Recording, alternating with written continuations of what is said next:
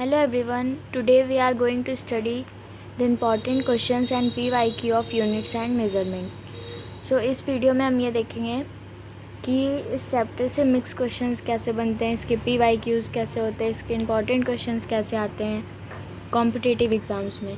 तो इसमें सब मिक्स्ड क्वेश्चन रहेंगे, एरर्स के भी क्वेश्चन रहेंगे और जो डायमेंशंस के भी क्वेश्चन आएंगे, एब्सोल्यूट, मीन वैल्यू, इन सब के क्वेश्चन रहेंगे। तो इसमें मिक्स्ड क्वेश्चन रहेंगे और सब PYQs रहेंगे और कुछ स्पेशल बुक से लिए हुए क्वेश्चन रहेंगे। So our first question is a measurement is given of which the student is performed the calculation about it. So our first question is, a student measures the time period of 100 oscillations of simple pendulum. क्या बोल रहे हैं यहाँ पे कि एक student है जो कि पेंडुलम कैसा होता है, पेंडुलम अब वॉच जो होती है उसमें एक पेंडुलम होता है, ऐसे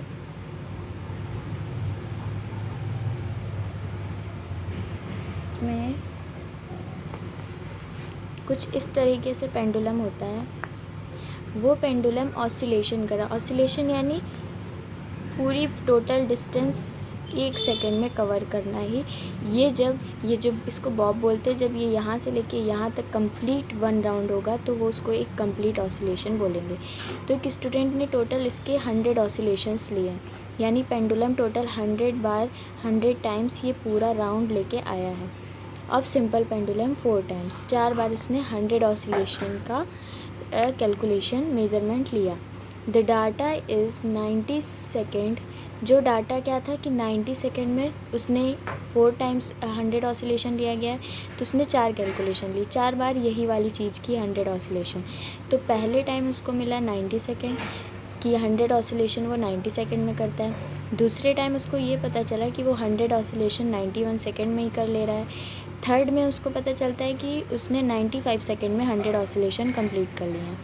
और फोर्थ ऑब्जर्वेशन में उसको पता चलता है कि 92 सेकेंड में उसके टोटल 100 ऑसिलेशन कंप्लीट होते हैं। So if minimum division of clock is 1 second, जो उसमें कम से कम यानी लीस्ट काउंट जो है 1 सेकेंड का है मेजरिंग द क्लॉक में, ये लीस्ट काउंट है इसका, यानी इतने की एरर इसमें आ सकती है, तो ये इसका लीस्ट काउंट हो गया। And then mean time is, तो मीन टाइम इसमें क्या होगा कि हम लोग आपने 100 ऑसिलेशन किया तो कुछ ना कुछ एरर आ रहा होगा इसमें, कभी 0.1 का आ रहा है तभी तो वैल्यूज़ चेंज हो रही हैं, कभी 90 सेकेंड, कभी 91 सेकेंड। तो ये चेक करना है इसका मीन वैल्यू क्या होगी। So check it. First of all हमने अपने प्रीवियस वीडियो में देखा है कि मीन वैल्यू कैसे फाइंड करते हैं। तो पहले फर्स्ट ऑफ ऑल यहाँ पे निकाल लेंगे एवरेज वैल्यू।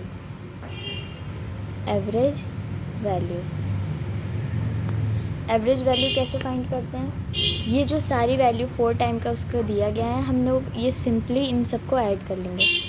ये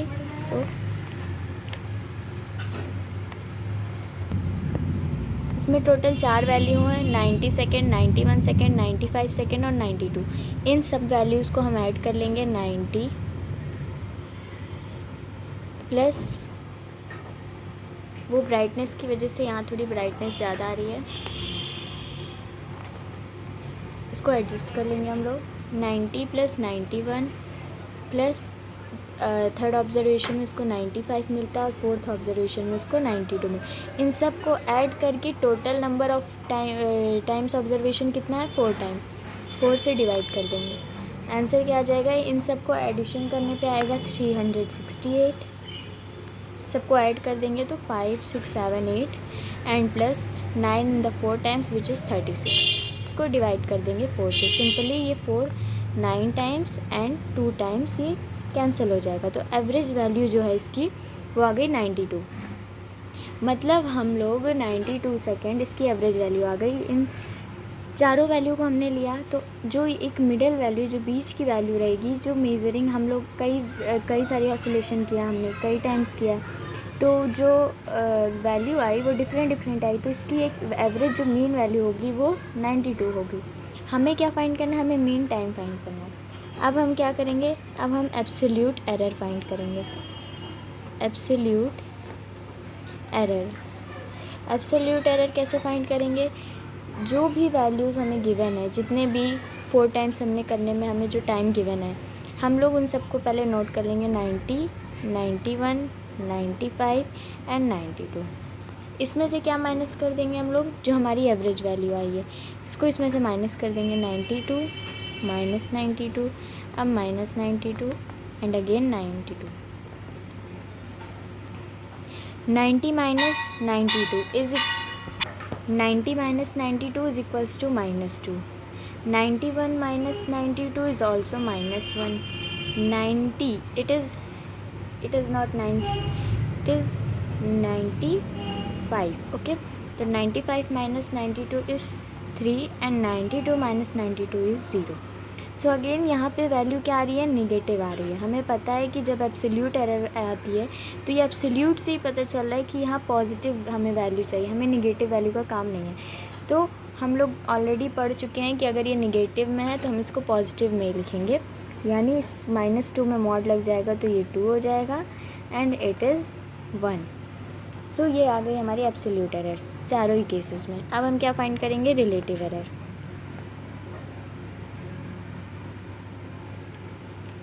relative error which is equals to, जितनी भी वैल्यू आई है यहाँ पे 2, 1, 3, 0, इन सब का एडिशन करेंगे। 2 + 1 + 3 + 0 and it is divided by कितने टाइम्स है, 4 टाइम्स। 4 टाइम्स इसको डिवाइड कर देंगे तो इन सबको ऐड करने में 3 + 2 5 1 6 upon 4 which is equals to 3/2 and further if we divide it we have to find that this division the result is 1.25. so it is the mean time of the oscillation. तो ये हमारा mean time हो जाएगा। ये divide करना भी एक बार इधर कैलकुलेशन दिखा देते हैं। ये 3 था, ये 2 था, 2 times 1 times 3 minus 2 is equals to 1. We have to wait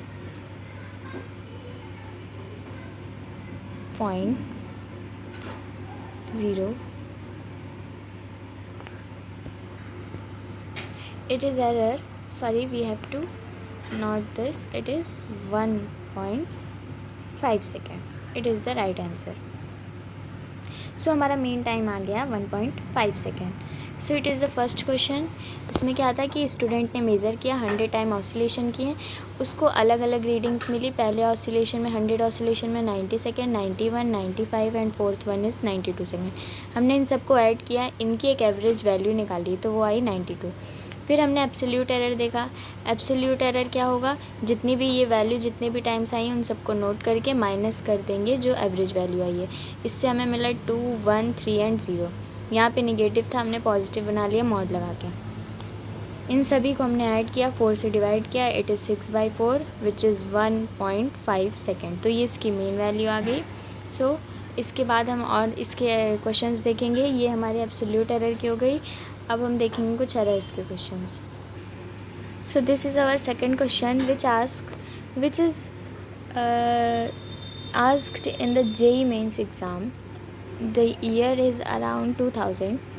So our question is the initial and final temperature of water as recorded by an absorber. यहाँ पे क्वेश्चन क्या कह रहा है कि इनिशियल यानी जो स्टार्टिंग टेम्परेचर था और जो फाइनल टेम्परेचर हुआ वाटर का, जिसको एक ऑब्जर्वर ने कैलकुलेट किया, वो इनिशियल क्या था 40.6 ± 0.2 डिग्री सेल्सियस। यानी यहाँ पे भी एरर आ रहा है। टेम्परेचर अगर 40.6 होगा तो उसमें एरर क्या आ रही है 0.2 की, यानी यहाँ पे क्या हो सकता है 0.2 यानी 40.8 भी हो सकता है और वो 40.4 भी हो सकता है टेम्परेचर। तो उसमें इतने की एरर आ रही है यानी 0.2 डिग्री सेल्सियस की। यहाँ पे भी सेम है 78.3 ± 0.3, यानी यहाँ पे 78.0 भी टेम्परेचर हो सकता है और 78.6 भी हो सकता है, प्लस माइनस है 0.3 से।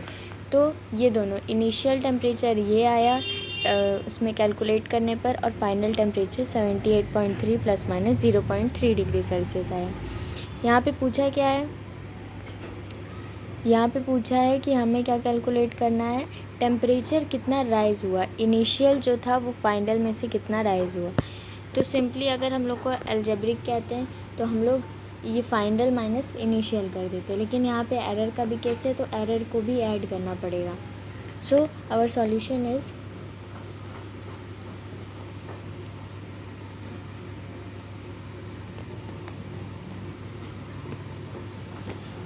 क्या करेंगे, यहाँ पे राइजिंग हमें पता करनी है, यानी जो पहले टेम्परेचर था, जो फाइनल टेम्परेचर हुआ, उसमें कितने का राइज़ हुआ। तो क्या करेंगे, इसमें से इसको हम लोग सिंपली माइनस कर देंगे। So check rise in temperature. So rise in temperature is equals to it is T initial and it is T final. T initial यानी इनिशियल टेम्परेचर, टेम्परेचर ये था, फाइनल टेम्परेचर ये था। राइज़ कितने का होगा, टी फाइनल जो था उसमें से माइनस कर देंगे टी इनिशियल। इसको हम एक एग्जांपल समझा देते हैं कि यहाँ पे राइज इन टेम्परेचर कैसे। मान लीजिए पहले टेम्परेचर एरर के अलावा हम कोई होल नंबर ले लेते हैं। सिंपली यहाँ पे पहले टेम्परेचर था 5 डिग्री सेल्सियस। हम जब ऑब्ज़र्वर ने ऑब्ज़र्व किया तो इनिशियल 5 डिग्री सेल्सियस था। बाद में उसे पता चला कि टेम्परेचर बढ़ के हो गया है 10 डिग्री सेल्सियस। बाद में टेम्परेचर, तो पहले टेम्परेचर था 5, बाद में हो गया 10 डिग्री सेल्सियस। तो पूछा क्या है कि राइज़ कितने का हुआ, राइज़ मतलब कितना बढ़ा। तो पहले 5 था, बाद में 10 हो गया, तो 5 में कितना बढ़ा टेम्परेचर, 5 डिग्री सेल्सियस। इसके लिए हम कैसे पता किए, ये जो 10 था इसको माइनस कर दिए 5 से, यानी ये क्या था, फाइनल टेम्परेचर था और ये टी इनिशियल था। हमने क्या किया, ये जो फाइनल वाला टेम्परेचर था इसमें से इनिशियल वाला टेम्परेचर माइनस कर दिया, यानी 10 माइनस 5, तो हमारा आंसर आ गया 5। यानी यहाँ पे टेम्परेचर का राइज़ कितना हो गया, 5 का। यहाँ पे टेम्परेचर 5 डिग्री सेल्सियस बढ़ गया। सिंपली यहाँ पे भी वही कह रहा है कि अगर पहले टेम्परेचर 40.6 जो विथ एरर हम लोग फाइंड करेंगे और फिर दूसरा क्या था 78.3 था, तो दोनों ही टेम्परेचर को हमने जब फाइंड किया तो हमें पता क्या करना है कि फाइनल टेम्परेचर कितना बढ़ा। तो सिंपली जैसे यहाँ पे 5 और 10 था, 10 में से 5 माइनस कर दिए, वैसे यहाँ पे ये फाइनल जो टेम्परेचर है इसमें से 40.6 माइनस कर देंगे, तो 78.6 माइनस 40.6। और हमें ये पता है कि error should always be added in subtraction and addition case. ये हमने अपने प्रीवियस वीडियो में एरर की पूरी कंप्लीट इन्फॉर्मेशन ले ली है कि एरर होता क्या है, एरर को ऐड, सब्ट्रैक्ट, मल्टीप्लाई, डिवाइड, और अगर उसमें पावर आ जाए, कुछ जनरल केसेस, इन सब की बात हमने कंप्लीट वीडियो इंट्रोडक्शन और इन्फॉर्मेशन के साथ की है। यहाँ पे हम सिंपली आपको बता देंगे कि यहाँ पे इसको अगर सब्ट्रैक्शन क्या करेंगे, ये तो अलजेब्रा है तो इसको तो हम लोग सिंपली माइनस कर देंगे, लेकिन एरर को क्या करेंगे, ऐड करेंगे। सो इधर हो जाएगा plus minus, error should be added 0.2 plus 0.3। So अगर हम इसको इसमें से माइनस करेंगे सो 6।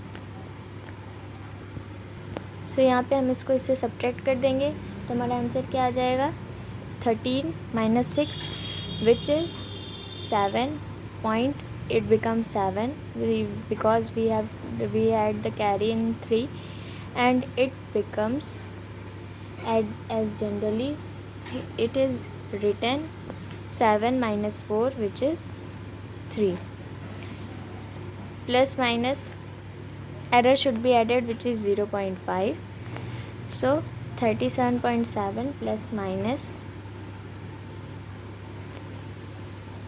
0.5, यही इसका आंसर हो जाएगा।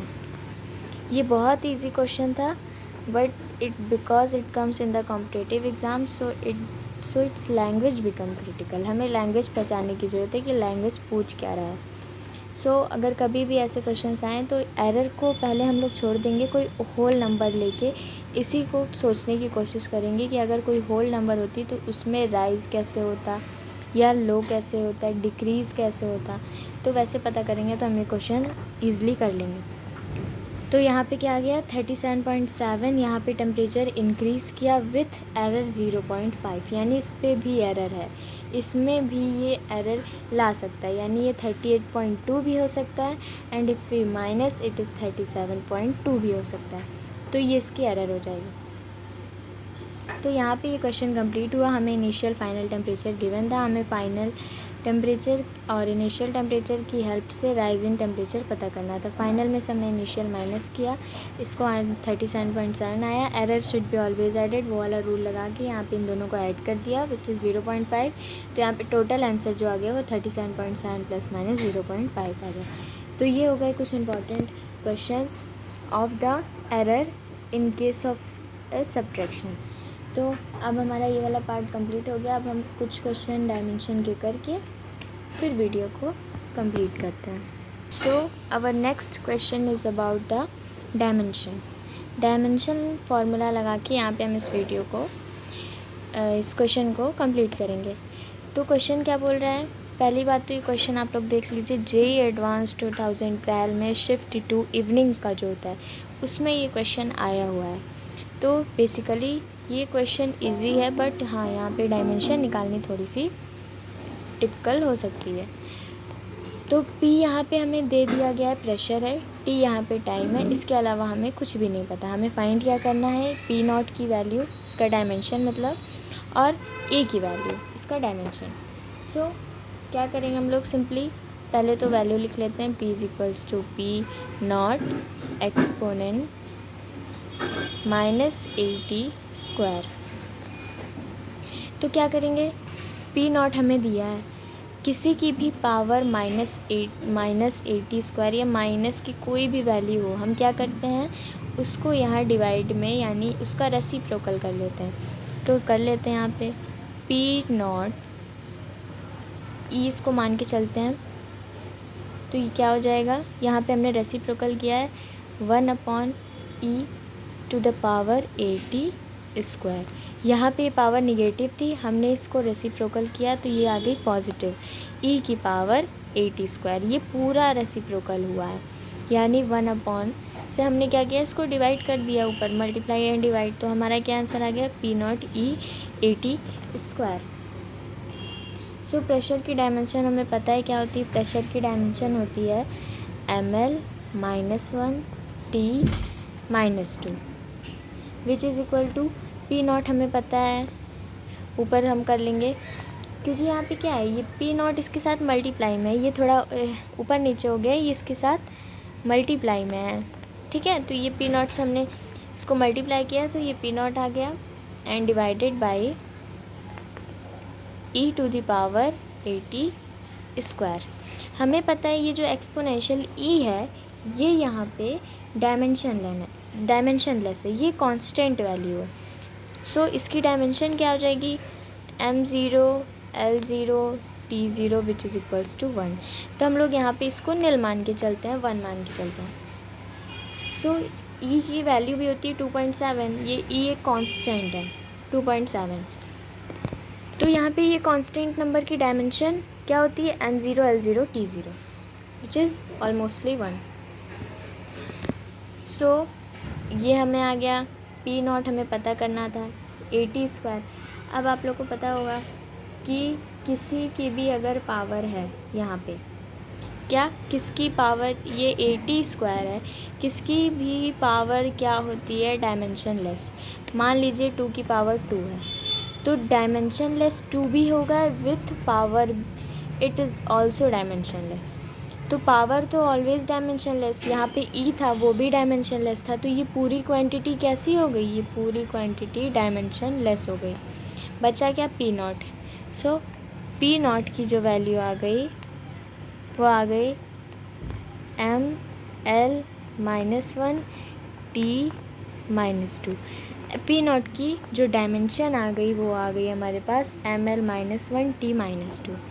अब इसको ले लेते हैं एक बार, e की पावर 80 स्क्वायर यहाँ पे हमें गिवन था, तो क्या करेंगे, 80 square is also dimensionless m0 l0 t0। So a की जो वैल्यू आ जाएगी वो m0 l0 T0 divided by t की पावर 2, इसकी डायमेंशन होती है t। सो a की वैल्यू आ गई t टू द पावर -2, ये आ गई a की वैल्यू। a की डायमेंशन आ गई हमारे पास p नॉट की डायमेंशन आ गई। सो इस तरह से हमारे JEE एडवांस का क्वेश्चन बहुत ही ईजिली सॉल्व हो गया। बस इसमें कॉन्सेप्ट लगाना था कहाँ पे डायमेंशन लेस हो रहा है, किसको किसकी इक्वलाइज़ करना है, p नॉट गिवन है, कैसे फाइंड करें। सो इसके साथ हमारी क्वेश्चंस की ये वीडियो कंप्लीट होती है। अब नेक्स्ट वीडियो में हम नेक्स्ट चैप्टर के साथ स्टार्ट करेंगे। सो जो आपने पिछले की वीडियो नहीं देखी उसको ज़रूर देख लें। तब तक के लिए thank you, bye bye, take care.